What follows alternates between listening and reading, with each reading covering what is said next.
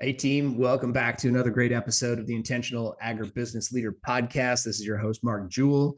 And today I am joined by Zach Martin. He's a director of field sales with Sound. Zach, welcome to the show, man. Thanks for having me. Excited to be here. Yeah, let's get into it. What does it mean for you to be intentional?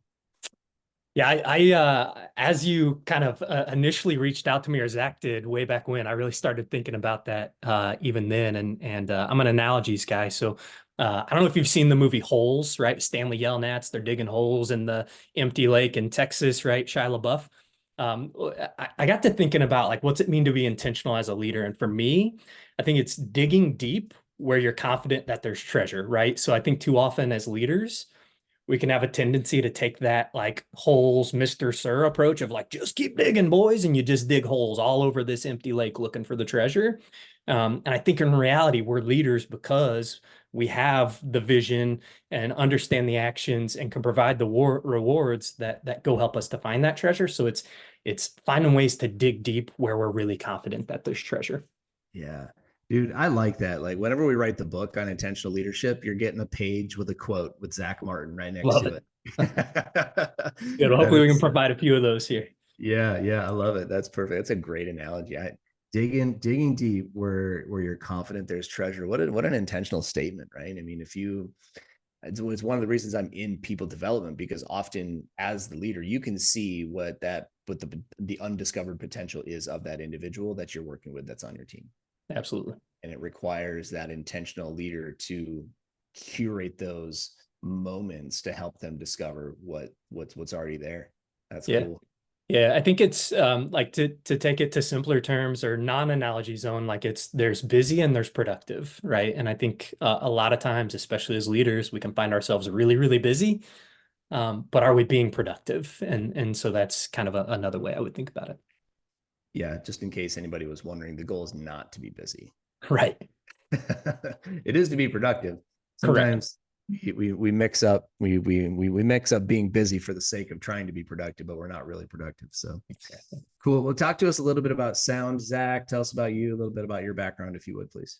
Yeah, definitely. Yeah. So Sound is an ag tech startup in this, I'll call it biome stimulant space. We're not a biological. I'll just call that out. That's what really sets us apart in this space. But really cool startup story. I would encourage folks to take a look. But we're really rapidly growing to where we've become a thought leader and a market share leader in this space by Mm. helping growers to grow crops more efficiently, right? And be more dependent on nature versus synthetic fertilizers through the use of our key product, which is Source. Really neat company, headquartered in California, but a footprint all across the U.S. Really strong team and a really neat culture is what really drew me in. My background had primarily been in seed, and so I spent, the first 12 years of my career in the seed business, primarily corn and soybeans, and selling corn and soybeans, managing a dealer network, and then moving up in the ranks along the way. So that was me. I'm a Purdue guy, so I'm from Lafayette, Indiana. Got that Purdue degree in ag sales and marketing, and the rest is history. All right, good stuff, man. Well, I like it. I like it a lot. Well, you're in a growing space. It's got to be a really exciting time to be in that kind of a startup, bringing such a unique perspective and a unique angle, to what's traditionally a very conventional market, Yeah. right? So I love what you guys are about. Love what you're working on. As you guys have been growing, what has been really important around attracting and retaining good talent to help you hit those rapid growths and now steady growth marks? Yeah. Yeah. I think as we talk about intentionality, one of the things I try to be really intentional about is transparency, right? And vulnerability. So one of the things I'll just call out is this is a question that hits hard right now, given that Sound recently went through a restructure and there certainly has been some uncertainty in that retention and just confidence space. And I think that's true across a lot of agriculture right now. So I'm sure that a lot of people listening to this are probably experiencing similar things. For us, I think it comes down to a couple of really key factors as we come out the other side of this. One is trust, right? And so we had a team meeting a couple weeks ago. The West team is meeting now in Kansas City, right? And they're talking a lot about trust. And so to me, that comes down to, right, do we care about our people? Are we reliable as leaders? Are we sincere, right? Do we mean what we say? And are we competent? Do we know what the heck we're doing? And I think as we work to be those four things and build trust with our teams, that will absolutely drive retention. I think the other then is confidence. So we were talking a little bit before we got started about our new CRO, Paul Beck, right? Great guy. He's brought this confidence formula to our organization. And that's basically we have clarity with belief, right? We believe in what we're doing and we know what we're supposed to do. We're capable of doing it, right? And then we're motivated to go do it. And that drives confidence in what we're doing. And if you're confident in what you're doing and enjoying what you're doing, you're going to Mhm. want to stick around. So yeah, I think that really, in a nutshell, are the two key pieces we're trying to drive today. Yeah, fantastic. I like it. I like it. And we appreciate you being transparent, vulnerable, and honest about having just gone through that restructure. By the time this comes out, probably be a couple months down the road. Yeah, A lot of that dust will have settled hopefully. by Yeah, that point. It's probably a lot more visceral right now. And I mean, it's important for people listening to really understand the weight that's on the shoulders of those in leadership that are having to make these calls when it's time, because maybe the market's correcting itself or whatever the case may be. There are market uh, activities that may be beyond the scope of what we can control. yeah, So that we have to react or we have to be proactive, and I'll be transparent enough to say I was a leader leading a team pre-COVID who probably should have been practicing a little bit more austerity yeah, before it hit. And then it hit, and we're running an event focused company. Well, you can guess about how well that treated our cash flow. yeah, yeah, no Right. doubt. Yeah, And so my point in bringing that up is when if you're not willing to make tough calls sometimes, then you're actually being unintentional because yeah, you're trying to 100%. fool yourself, right, or fool others into thinking, hey, it's better than we think it is. And I would much rather hedge to the side of managing that risk before it becomes a big problem when it's just a big problem. Yeah. Yeah, you're spot on. I think it's, you have really tough decisions and tough conversations now with a pretty decent percentage of your employee base and changing your company in drastic ways to not have to have even tougher and more broad decisions and conversations 6 months down the road, right? And so, yeah, you're spot on. It's not easy, but I think there are plenty of examples out there of where those tough decisions weren't made timely and it led to even tougher decisions. Yep. Well, I tell you what, man, it's easy to get on a podcast like this and talk about, hey, here's what's all good. Well, the reality Yeah, is, like, if we're in leadership, this is a leadership podcast, right? If you're in leadership, it's never always all good. absolutely.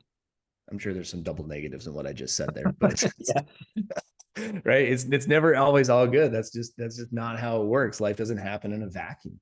absolutely.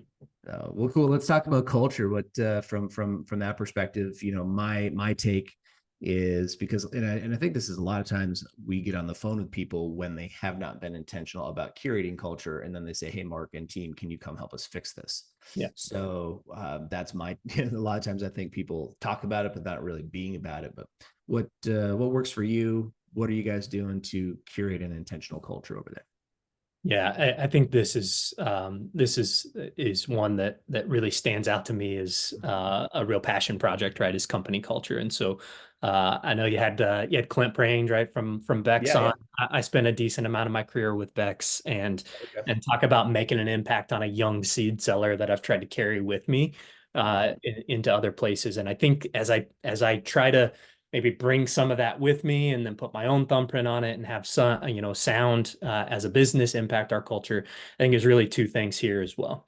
One is the purpose, right? Like you've got to have people that are bought into a common purpose. And so at Sound, that purpose, I hit on a little bit in the kind of the company mission, right? Is building a more agile and resilient ag system, right? So we're trying to get growers to think differently about how they fertilize their crop, get them to be more dependent on a natural system that's better for our environment, better for our resources, and ultimately better for their pocketbook. And so we've got a lot of people that are working for this company that are bought into that purpose. Just Mhm. like Bex Hybrids has a lot of people that are bought into their purpose of helping farmers succeed. I think the other thing for me then, and all the places that I've spent in my career that had good culture, it was relationships. And it wasn't just like, hey, we work together and we get along well. It's like we know and care deeply for one another.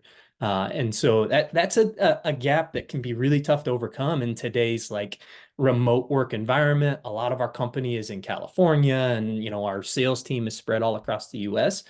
And so we try to find really intentional ways to drive those opportunities to know and care for one another real deeply. Yeah. What, let's talk a little bit about that, because I know most of the people listening to this podcast probably face the geographic challenges and not being in an office, and that to some level. Yeah. So what's working for you and your team? How are you really, like you said, like really building those relationships, knowing what's going on in their life, helping to curate that culture of relationship building? Yeah, a few things that I try to go out of my way to do, and at times I'm great at it, and at times I'm really terrible at it, admittedly. But one of the things is like when you get on that one-to-one, it's not like, hey, here's our agenda, let's dive in. I think it's so important to know what's going on in people's lives, Yeah. and to ask some questions about it, right? Where they're comfortable, but to like know that to have them know that they're not just a name on the Salesforce report. Yeah. I think the other thing I really try to do is push my team to make connections across the organization. And so when I onboard a new employee, one of the first things I do is give them a list of people that I want them to connect with right away from all different departments, because I want them to start to know who the names and faces are, and know like, hey, if I'm just having a bad day, like here's the person I can call and complain about the grower I just left or whatever it might be, right? If I'm having a great day, here's the first person I'm going to call because I'm so pumped up about it. Like, and I think we've got some really cool stuff going. A lot of my team is pretty new, but they've all kind of come together and built up those good relationships. The third thing is we've got to find opportunities to get together in person. So, a couple weeks ago, I had my whole team together in Indianapolis, and we went out of our way to make it experiential, right? And to give it room to breathe, to where they could go get a beer or a coffee together. We had some bowling and some yard games and beers, and just those opportunities to like not sit around a conference table or on a Zoom call with one another, but to have those side conversations about our goats or whatever it might be, right? Like that's how we Right. get to know each other deeply. Yeah. Well, it's always a lot of bonding over the goats. That's Right. that's a it's the lesson I'm taking away from that. But Yes. I think I say that in jest, and you're right. I mean, one thing we always recommend to our clients is having some sort of a cadence for that in person. Yeah, Right? Like I know that we're getting together, and it's never convenient, right? But that's why it's worth it. absolutely. We Yeah. have to have it on the calendars, make it an expectation. This is part of what we do. Um, we up through from 2013 through 20 or well January of 2020, and we would bring our team together every 90 days, right? Every 90 days. Yeah. And now that we've regrown, we're actually back to the same headcount that we were pre-COVID. Now we're implementing that again. It's great. And we're spread across the country too. I'm on the East Coast. We've got our client coordinator is on the West Coast. We're all over, and it costs money. Right. We also don't have the overhead of an office. We don't. I mean, so it's like Yeah. it's because you're not spending money on an office maybe as much as you were in the past. Maybe you downsize the office. It's not the excuse to just save that money or allocate it to just other things. Like you should use, in my opinion, some of that money to allocate to bring to bring people Yeah. together. We still need it, right? We still need that in-person touch point and good communication, by the way, in the interim when we're not together. No doubt. Yeah. So what do you guys use? Do you guys use like Slack or any sort of internal messaging system technology? Yep. What's Yeah, we're a Slack heavy organization, which has been a learning curve for me, but I've gotten to really like it. And obviously we have the business interactions in there, but another thing I tried to do was early in the year here, I made a push to say like, hey, let's find some shared interest channels in Slack, right? And so people from all departments, research, sales, marketing, whatever it might be, like, hey, here's this thing we're all interested in. let's all jump on a Slack channel together and chat about it. So, so yeah, Slack is big for us. We do a bi-weekly all hands. So the whole company gets on a Zoom meeting together, and, and it's business, but it's also upfront opportunities for just some chatting. I think that's really valuable as well. Mm-hmm. Yeah, that's another thing. I encourage people to have some sort of something that unifies the culture, especially if you're across multiple, geographies. Now we can, we're actually launching next month. We're launching our app. And so we have many, by the end of this year, we should have 50 companies on our roster. Yeah. And that's up to 500 coaching clients across many geographies. Now we can actually bring all of them together in one place and get to know each other. We'll be able to share all this information across all that. And so that's one of our goals. It's so important, right? Because it's not just the TPS report, right? It's Right. like, there's other things that we have in common, and giving people, like that you have that space, that channel for people to share common interests and have some discussions about that. So that's a great move. Cool. All right. What's it been, Zach, for you? What's been the biggest hurdle that you've had to overcome as a leader? Yeah, I mean, we hit on it, but I'll take it a step deeper, right? So, I am a very transparent guy again, and for me, I think probably my least best showed up in portions of the last 90 days. The restructure and some of just the like tough maneuvering of that. Obviously, with those decisions, there are these stretches of like, hey, we got to keep the curtain closed tight, and that's uncomfortable. In a lot of cases, it was like, all right, let's just like head down, go try to drive sales in the meantime. And so you start to neglect people, and just it was honestly one of I would consider to be one of my rockiest stretches as a leader. And my team felt that, I'm certain. In fact, I heard it directly, right? But I think you've got to use it as a learning experience, and you've got to be willing to go to your team and say like, hey, you guys didn't get my best the last 90 days. And that's a learning for me that I've had to implement from a previous not best portion of my career, where I was just like, all right, I just need to hit reset. Well, I don't think you can just hit reset. I think you have to engage in a conversation around those stretches of not your best, and tell your team like, hey, here's where I was at in this time, right? And here are actions that I'm going to take to not have that continue, right? And some of those sorts of things. So yeah, I had to dig deep, right? Back to my analogy up front. I've had to dig deep into what I know I should be doing, and maybe get rid of some of the things that I shouldn't, and really kind of change the approach coming out of that. Mm-hmm. You know, Bill, thank you for sharing that. In the episode, I can't remember the episode number off the top of my head, but if you guys go look through the episode lists, the show where I interviewed Michael Helms, he's a retired Purina guy, Southern States guy. I mean, historic, 40-year career, led a lot of teams, a lot of people. And one of the questions I asked him around that was like, what to be intentional is a simple enough concept. Like, inherently, we all know that we ought to. We often fail. Yeah. So I asked him, I said, with your years of experience, why, what have you found? Like, why is it so hard for people to implement intentional leadership into their life, into their organizations? and the reality is, guys, like it is hard. I think it's going to sound dumb. To be intentional requires intention. Right. Right. But what does that mean? Well, that means that you actually have to block time in your calendar. And this is Michael's recommendation. You actually have to block time to be reflective upon yourself. Yeah. Right. What I run into are a lot of leaders who are just showing up doing the same things day to day because they fail to stop and be intentional and actually block some time to be introspective, to be reflective. One of the things I love about your tone of your answer, not just the answer itself, is that I can tell that you've been doing some introspecting lately, reflecting on where you've come, where you've been. Okay, we just went through the season. I'd like to not have to do that again. Even if I end up having to do that again, I'd like to show up better for my people, right? And so that's so it's good to know, and guys, we all do that, and it's one of the reasons, I don't know how spiritual you are, but I'm a Christian, and I believe like that's what grace does for us, No right? doubt. We were given grace, and therefore, and it's almost impossible for us to offer that to others, but we've got to, at some level, you got to give it to yourself, Yeah. Yeah. right? Yeah, no doubt. That's a great word to use. I mean, sat around a table with my entire team and said, look, I'm gonna open up to y'all, but I also need to ask y'all for some grace, right? Like Mm-hmm. you're spot on. I use those exact words. Yep.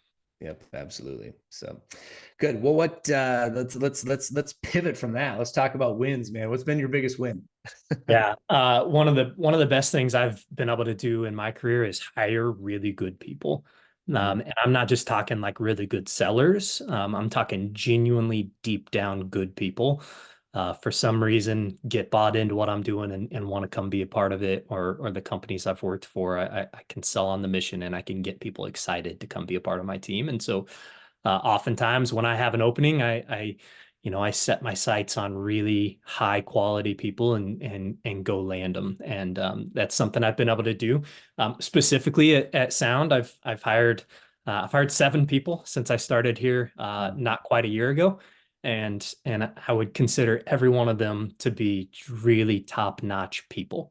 Awesome. And that to me, that's what sets you on the path to really good things in your career, not just in business, but as a leader. Surrounding yourself with good people is step one. Awesome. And 7 in 1 year, that's a lot.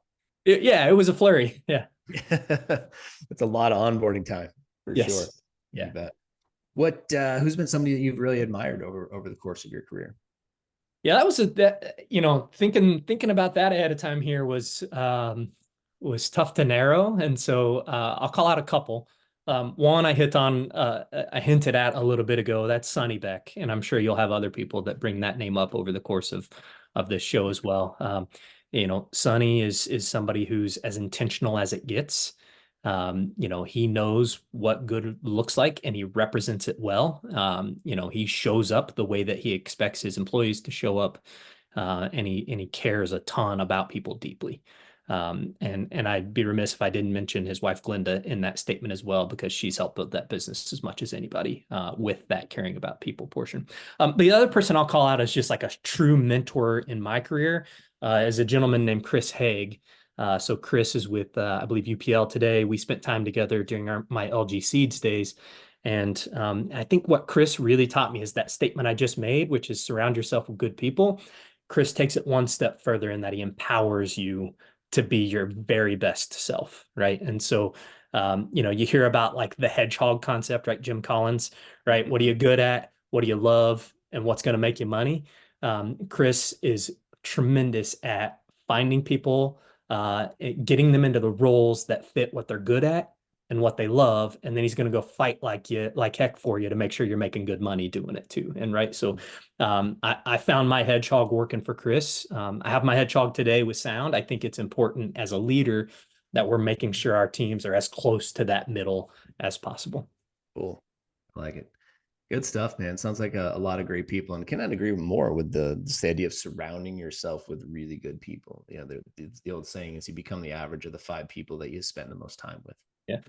And if you find, maybe, I don't know, maybe you're bumping up against a salary amount and you'd like to do more than that, or maybe there's certain lifestyle behaviors that are holding you back a little bit.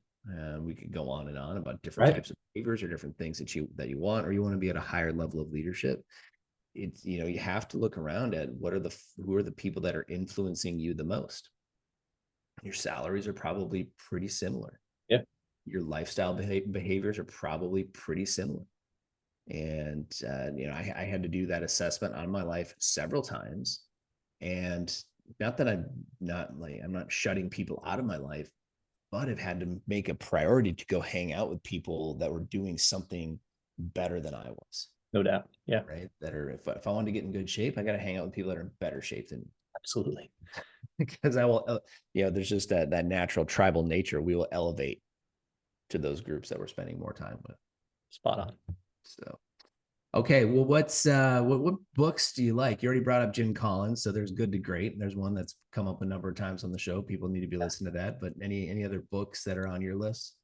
Yeah, I mean the one that I've heard some others bring up on the podcast, Atomic Habits, obviously is a great one. That one changed my life in some pretty good ways, and I've reread it. Right, yeah, it's sitting on my nightstand at home because I'm rereading it currently. But that one's good. I think to go non-business with it for a second because I think we can business book ourselves to death. Yeah. I think one of the things that I've really done a lot of reflection on in the last 2 years, especially like post COVID, is I've got to be my best self away from work in order to be my best self at work. And Yes. so there's a few books there that really have been empowering on that. So one is The Art of Taking It Easy. Okay. Right. So Dr. Brian King, and that's like it's really dialing in like what should you be stressing about? Like you really should only stress about the things that are deserving of your stress because of the way that stress affects you mentally and physically, right? And I'm someone who's pretty high strung a lot of the times, and so it's important for me to like dial that back where necessary. And then I'm not going to drop What was the Dr. Brian? What was his last name? Brian King. Yep. King. Dr. Yep. Brian So it's King. got some good humor in it. It's a great book. Um, the other one that really helped me change, and I'll leave out the F word on it, but Yeah. the subtle art of not giving an F, right? Like Yeah. uh, Yeah. again, I can be pretty high strung. You get on the disc, I'm as type D as it gets, Yeah.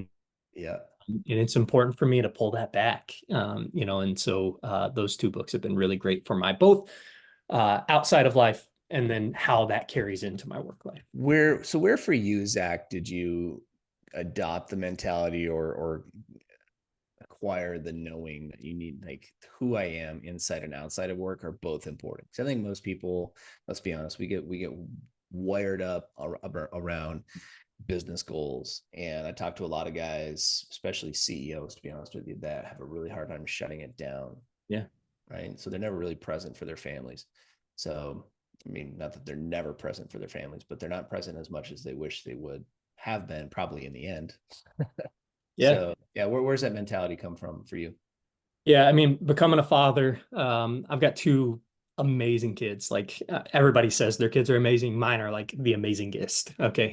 Like Right. highly intelligent, like really emotionally connected, like just great kids.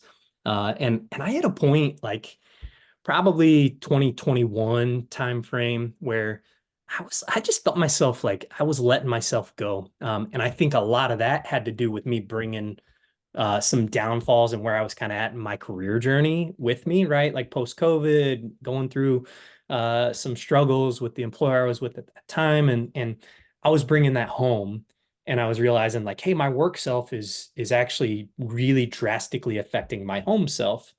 Yeah. And then I got to thinking about it, and I started looking at like you look at yourself in the mirror and you're like, I'm not eating right, I'm not exercising, I'm not spending any time on my mental health, right? Like no wonder my work life isn't good. I'm not doing anything to make sure that I'm a better person. And so there's a little bit of like a chicken or the egg situation at play there. The decision I made at that time was like, I'm gonna fix my my home self, my personal self in hopes of that being more reflective of my work self. And it's paid massive dividends for me in and the way that I parent, the way I show up as a husband, my physical health. I lost 40 pounds in that stretch in just I come from a family that like therapy is a bad word. I started seeing a therapist, right? Like, Yeah. those things changed who I am as a person, which in turn changed who I am as an employee and as a leader. Yeah. It's so important. I love that you said it. And I love that you said it having never gone through one of our programs. So it's not a plug. You wouldn't know that what you just described is exactly, excuse me, is exactly what our Thriving Leader program is about. So when we get to work with individuals such as yourself or your teams or others in the ag industry, we are not only able to train skill sets at the end of the day. I mean, that's what everybody's going to want, but we're giving people back a better version. We're giving companies and families back the next best version of the individuals that they sent to come work with us. And so we want, like, we measure throughout our coaching program, we're always measuring what we call the 5 dimensions, which touches on everything relational, physical, spiritual, mental, and emotional. Nice. And notice that neither of those 5 are occupational, Right. right? Because like Yeah, those 5 things go everywhere you go, no matter if absolutely. you're at work, you're at home, etc. And so, we give people measurements and tools and coaching to be able to go to work on those things, to be a complete person, not devoid of stress, but less stress, right? Yeah, Surviving less, thriving more. That's the whole goal of everything. So I'm big fan of what you're sharing there. So good absolutely. stuff. All right. So with that, tell us about workouts, keeping your energy up. What's that look like for you? Yeah, this one's really real for me. So you mentioned surrounding yourself with others. I was on a fitness journey that's been up and down my whole life, Best thing. and really decided to take it pretty seriously a couple of years ago. And lost some weight, started to put some muscle on, and then it plateaued because I was doing it by myself. And I started going to the gym pretty early in the morning, like 5:30 a.m. And there was always this group of guys in there that, like, man, they're cheering each other on, and like I'm watching it from afar. And one of them, it turns out his son was on my nephew's travel baseball team. So then I saw him at one of the baseball games. I'm like, dude, what time do you get to the gym? He's like, well, it opens at 4. We're all there waiting for the door to open. And I was like, oh, geez, that's terrible. A month later, I'm still plateaued, and I'm like, all right, dude, I got to do something different. So I hit him up on Instagram. I was like, hey, I'm gonna be there tomorrow at 4. Is that okay? He's like, open arms, come on in. And Right. and so every morning, 4 a.m., except for Sundays, the gym opens at 7. Yeah. We're there ready to rock. And that can be hard to carry into the rest of your day. That can be hard to maintain for someone who travels as much as I do in this role. And so, admittedly, again, the last 90 days, probably part of the reason I wasn't showing up as my best self as a leader was that I Yeah. wasn't getting my best self physically and diet wise and all those sorts of things too. And so it's critical for me to have that consistent fitness and nutrition routine to maintain my mental and physical health. Because I think actually I get more mental health benefits from that than I even do the physical side as well. I love it. I love it. I love that you're making the correlation between, like, listen, like I wasn't showing up and doing all the physical work, and it has a direct impact on my capacity to do Absolutely. to do the job well. We teach about leading indicators, capacity being one of them. Do I have the capacity to do the job? The physical, mental, and emotional capacity to do the job well is an important aspect. So, 100%. Yeah. And what Belgium can only take you so far. So that's right. Is it like an F3 group that meets that early in the morning, or just a group of dudes that? just a group of dudes. Yeah. Wow. Just a group of dudes. Oh, That's cool. There's an F3 group that I joined here in our part of North Carolina, which, if you're looking for a group, almost every city in America will have mhm. multiple F3 groups. You don't have to go at 4 a.m. It's usually like 5:30, which is a little bit more appealing to me, at least. Yeah. But yeah, for the 5:30 meeting up, and it's just, I mean, at least my group here is just a group of middle-aged dudes. Yeah. I mean, mostly in their 30s and 40s, some in their 50s, a couple in their 60s, just getting together, supporting each other. It's Christ-centered. It's a group that just believes in supporting each other and Yeah. helping each other out, and it goes beyond, right. They have their own Slack channel, and then I keep getting hit up on stuff there. That's been really, really valuable for me in getting connected into the community, making some new friends. We are new here. I'm not from here. I'm from the Midwest, living on the East Coast. And so those kind of things are really valuable. You got to have, especially guys, and I'm not trying to leave out the ladies in this conversation, but I know especially men, often we need that camaraderie Yeah. of other men in that same age group that can help push us. So good stuff, man. What's the biggest thing for you this year that you want to go to work on, that you want to improve? Yeah, I think for me, I mentioned it with my fitness journey, right? Like there's the great stretches and there's the okay stretches. Every now and then there's the like bad stretches. I show up that same way as a husband, as a father, as a leader. And so for me, it's about finding more consistent good. Hmm. And I think a lot of as someone who's got ADD, right, and anxiety and all those things, like you're gonna have your highs and your lows. And I think for me, it's like finding ways to keep those closer to center.